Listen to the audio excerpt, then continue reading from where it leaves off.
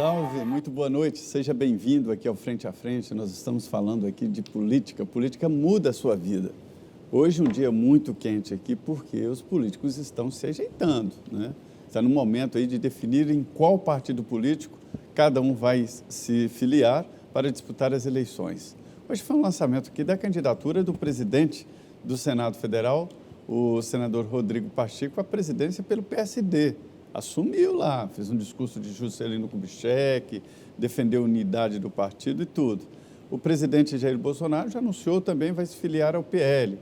E tudo isso, o primeiro que saiu foi o Sérgio Moro, se filiou ao Podemos e já está em plena campanha, conversando com políticos. Hoje eu soube que eles conversaram com o governador de Minas, Romeu Zema, então a política está se esquentando muito. Hoje, no Frente a Frente, aqui nós estamos com o primeiro vice-líder do MDB na Câmara, o deputado Hildon Rocha, ele é do Maranhão. Deputado, falávamos aqui do orçamento e pouca gente presta atenção nessa peça importantíssima. É uma espécie de mapa de como será o investimento público em cada ano. Os senhores estão elaborando o orçamento do ano que vem, né? Isso. E ali colocando tudo, todos os gastos e a arrecadação, né? Exatamente. Hoje a arrecadação prevista é 4 trilhões e... 4 trilhões e pouco. E essa semana era para estar votando o relatório da Receita. Relatório da Receita, mas ficou para a próxima semana. A Receita que o governo previu está sendo aumentada pelo relator. A inflação justifica já o aumento da Receita, né? O próprio relator diz isso, o senador Aurel Visto, em função da inflação e também por entender que como vai crescer a economia, o PIB deve aumentar em torno de 2%, se aumenta o PIB, aumenta a arrecadação. O senhor falava da dívida pública, né, que engole ali 1 trilhão, vai engolir 1 trilhão... 2 trilhões. 2 trilhões. 2 trilhões no próximo ano. Esse ano é 1 trilhão e 900. 1 trilhão e 800. Vai passar para 2 trilhões, é só o chamado serviço da dívida, pagando os juros, né? Isso, exatamente, só rolagem. O senhor tem uma solução para isso? Olha, eu vejo assim, calote não pode ser dado, porque fica muito ruim para o país, né? Então, nós temos que trabalhar essa questão da rolagem, que você pode trabalhar de forma, com um planejamento mais adequado, diminuindo o valor a pagar e diminuindo e alongando essa dívida. O perfil. Exatamente, porque hoje você está rolando a dívida, você não está conseguindo alongar ela.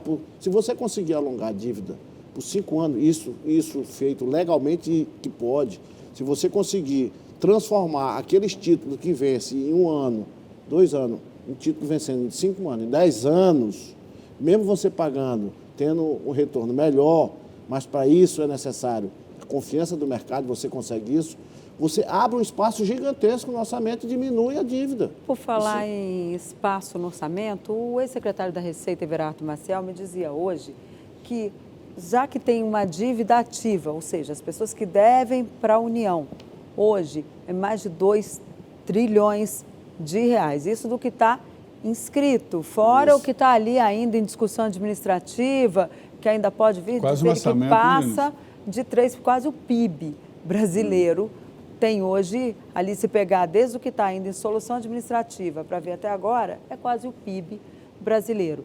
Que poderia pegar essa dívida ativa e discutir, também sentar lá, pegar esses precatórios, que é o que a União deve, né? As pessoas deve não só também a professores, tem a parte do Fundeb, tem a parte das empresas, precatórios tem ali de todos os tipos. E que poderia fazer um encontro de contas, que só isso aí já ia dar uma boa limpeza nessa dívida, tanto nos precatórios quanto na dívida ativa, né, que a União tem a receber. Por que isso não é feito, deputado?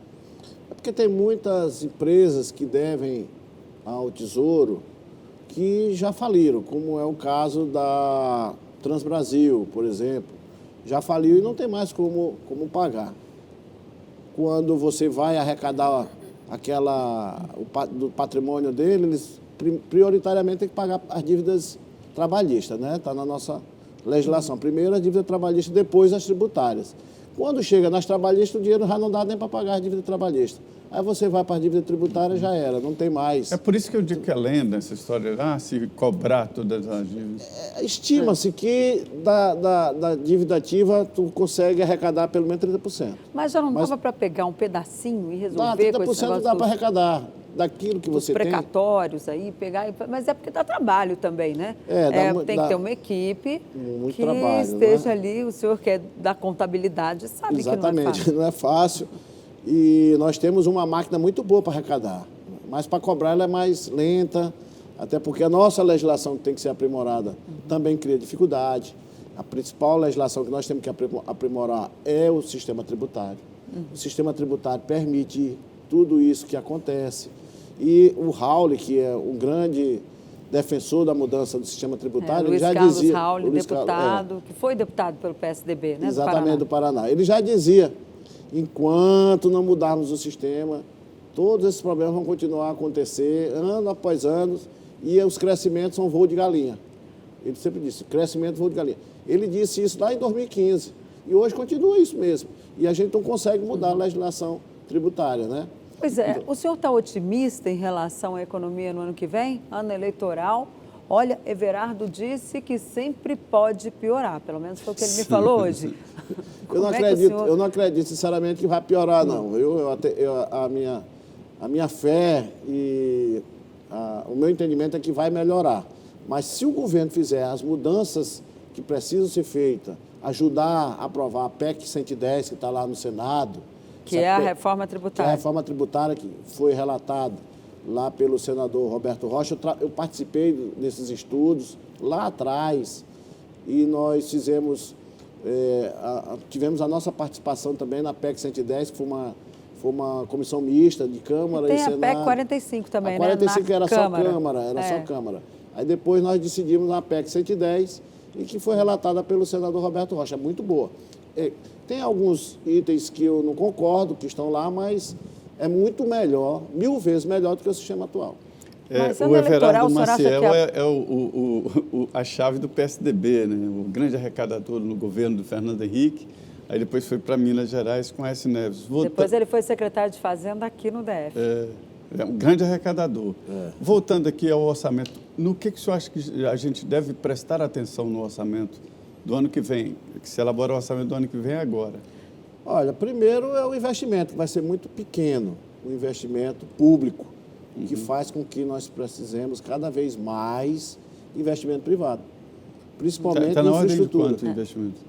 Olha, não vai chegar a 40 bi, tirando as estatais, né? Isso eu estou colocando... Os investimentos em estatais? Tirando os estatais, a Petrobras, 40 bi? 40 bi. É o orçamento do Bolsa Família antigo. Exatamente. Metade disso vai para as emendas de relator, e aí Isso, como é que fica? Fica muito pouco. Vai ter emendas de relator ano que vem? O senhor acha que Eu vai acho ter que não sair essas cabe emendas? mais essa emenda de relator. Inclusive, o senador Marcelo Castro, que é o relator de uma proposta de mudança na Resolução 01, que trata justamente da tramitação e da confecção do orçamento no âmbito do... Que foi criada essa resolução depois da CPI dos anões do orçamento. 40, olha só, as emendas de relator, emenda de relator 17 bi, né? Isso. 17 bi. Eles querem passar para 20, né, no ano que vem. As emendas de parlamentares, né, as emendas individuais, 16 milhões, dá um total de quanto? De quantos bilhões?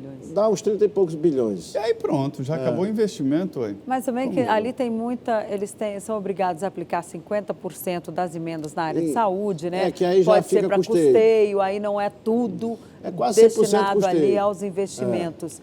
Agora, deputado, como é que está? Porque as emendas deste ano elas estão suspensas pelo Supremo Tribunal Federal, essas emendas de relator, né, que tem muita gente chamando de orçamento secreto, mas que, na verdade, é aquele orçamento onde o relator do orçamento diz para onde é que vai e não conta para ninguém quem é o deputado ou o senador que está ali de padrinho efetivo da tal da emenda. Então, ali, por isso, é chamado de orçamento secreto. Escondido ali, né? Ele é meio escondido mesmo, é secreto. Não chega a ser totalmente secreto, porque o relator vai lá e diz, é isso, mas o verdadeiro padrinho está oculto, né? Como é que vai ser feito isso? Porque a suspensão continua. Os deputados estão todos loucos porque precisam dessas emendas liberadas, porque no ano que vem é mais difícil liberar as emendas do orçamento, porque tem ali as questões, a legislação eleitoral não permite a liberação durante a campanha, paralisa tudo. Então, o verdadeiro orçamento eleitoral é este de 2021. Como é que está esse clima lá no Congresso? O senhor acha que as emendas vão acabar liberadas ou vai ficar tudo para restos a pagar? Ainda dá tempo de fazer isso este ano? Olha, os deputados e senadores estão muito apreensivos em relação a essa questão. Eu entendo que a decisão da ministra Rosa Weber foi correta. Ela não errou no que ela decidiu. O que ela disse é o seguinte: enquanto não der transparência, que é o que você terminou de falar, enquanto não for dar transparência à execução das emendas de relator, não pode ser pago essas emendas. Na hora que for dar transparência e daqui por diante tiver critérios, porque não tem, realmente os critérios não existem, na administração pública você tem que ter os critérios, né? E o princípio da publicidade realmente tem que ser melhor realizado, da mais ampla publicidade, isso ela tem razão. Agora, quando você fala em isonomia, você tem uma dificuldade muito grande, porque ela pede lá transparência e isonomia. Você tem uma dificuldade muito grande. Primeiro, que essas emendas de relator... Isonomia entre deputados? Exatamente, entre deputados e senadores. Então, o governo sempre trabalhou com essa, vamos dizer, com essa arma para poder ter sustentabilidade no Congresso. O parlamentar chega e pede para o governo que quer liberar recursos para fazer estrada asfaltada no localidade tal, fazer uma praça, fazer uma escola, fazer um posto de saúde. Sempre foi assim.